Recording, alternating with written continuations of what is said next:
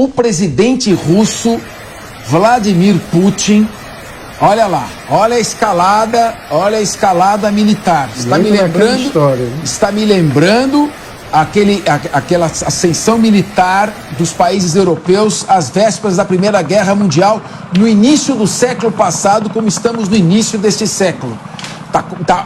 Tá começando muito, infelizmente, a história se repetir, como diz o Nicoli, como tragédia.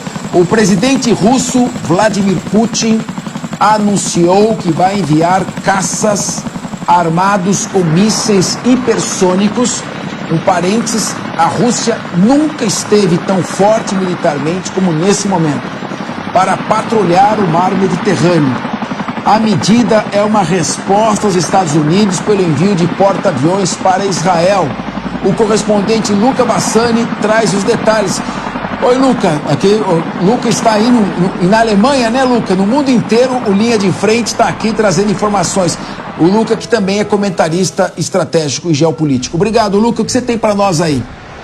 Boa tarde, Cafés, a todos que acompanham Linha de Frente. Realmente, como você estava fazendo a introdução, é algo preocupante que mostra uma possível escalada deste conflito, considerando que a Rússia também tem interesses estratégicos no Oriente Médio e se sentiu intimidada ao ver os Estados Unidos colocarem 2 porta-aviões dos maiores que eles têm, né, tanto o Gerald R. Ford e o Dwight Eisenhower, para mostrar apoio a Israel. O presidente Putin disse que isso não é uma ameaça, isso em coletiva de imprensa, e que os russos farão então essa patrulha do mar Mediterrâneo e também vão deixar esses mísseis hipersônicos estratégicos no Mar Negro, que, se nós observarmos o alcance, poderia até mesmo chegar na costa de Israel, na costa dos países do Levante, lá no Mar Mediterrâneo.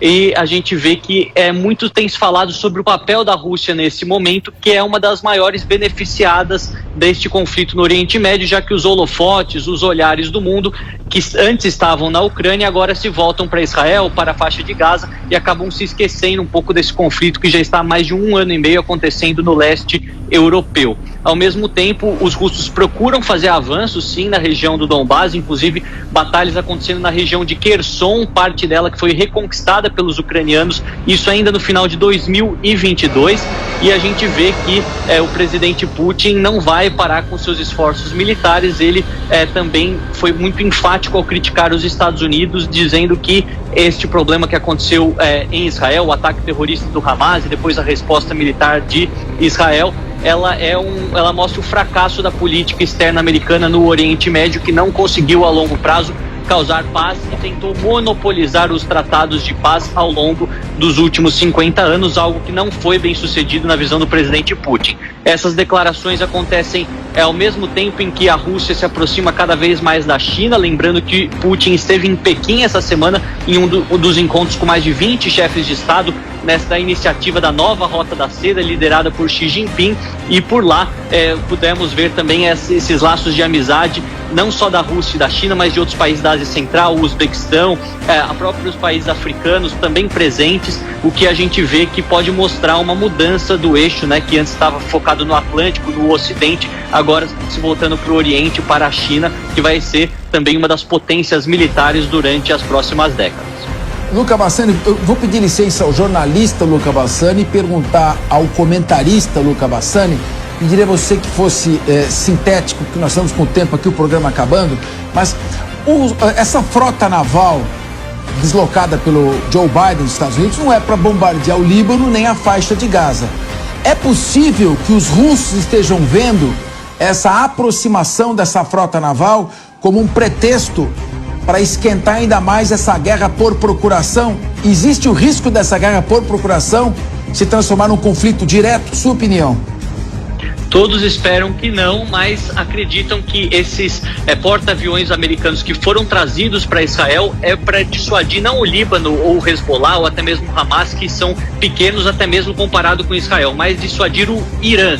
Este que é um país de mais de 80 milhões de pessoas, muitos acreditam que já tem a sua própria bomba atômica, além, é claro, de sempre fazer discursos hostis aos Estados Unidos e aos seus aliados, inclusive inimigo da Arábia Saudita, esse que é um aliado histórico também dos Estados Unidos nessa região. Então, inicialmente, é para dissuadir o Irã, mas não podemos esquecer que num plano maior, o Irã e a Rússia também são aliados, então poderia também ter uma espécie de guerra de procuração ou de um vir em defesa do outro. Todos esperamos que não, afinal estamos falando das duas maiores potências nucleares, no caso Estados Unidos e Rússia, e esses armamentos pesados promoveriam uma verdadeira destruição de vários países, seja no aspecto humano, seja no aspecto econômico. Vamos continuar monitorando essa situação, sempre de olho no Oriente Médio e também aqui na Europa, no leste europeu. Obrigado, Lucas, sempre muito bom conversar com você. Uma boa noite aí para você.